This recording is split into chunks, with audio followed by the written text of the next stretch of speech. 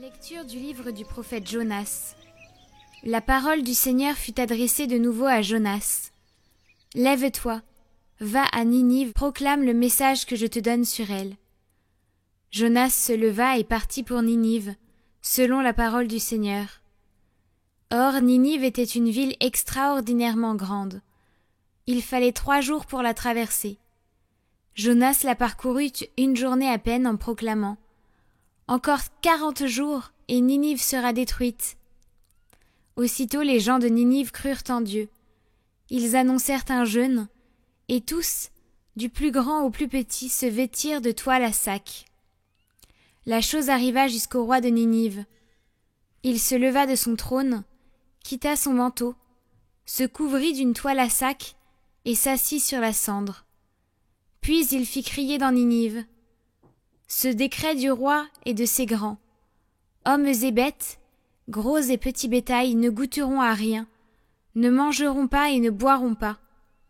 Hommes et bêtes, on se couvrira de toile à sac, on criera vers Dieu de toute sa force. Chacun se détournera de sa conduite mauvaise et de ses actes de violence. Qui sait si Dieu ne se ravisera pas et ne se repentira pas, s'il ne reviendra pas de l'ardeur de sa colère? Et alors nous ne périrons pas. » En voyant leur réaction, et comment ils se détournaient de leur conduite mauvaise, Dieu renonça au châtiment dont il les avait menacés.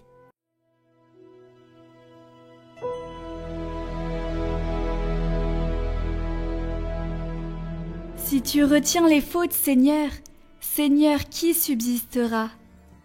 Des profondeurs je crie vers toi, Seigneur. Seigneur, écoute mon appel. Que ton oreille se fasse attentive aux cris de ma prière. Si tu retiens les fautes, Seigneur, Seigneur, qui subsistera? Mais près de toi se trouve le pardon, pour que l'homme te craigne. Oui, près du Seigneur est l'amour, près de lui abonde le rachat. C'est lui qui rachètera Israël de toutes ses fautes.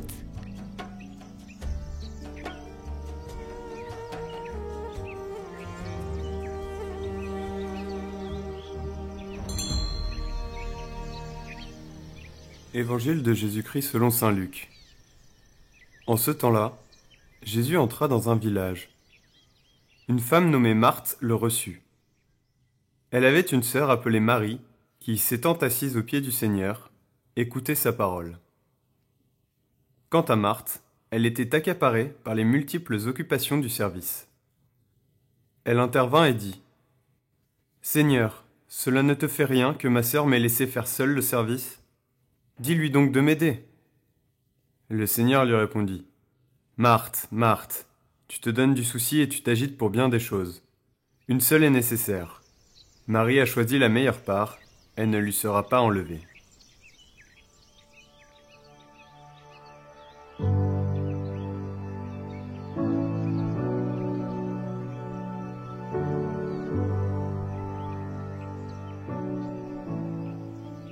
Marthe le reçut dans sa maison. Marie écoutait sa parole. Ayant reçu notre Seigneur dans l'Eucharistie, l'ayant présent dans notre corps, n'allons pas le laisser tout seul pour nous occuper d'autre chose, sans plus faire aucun cas de lui.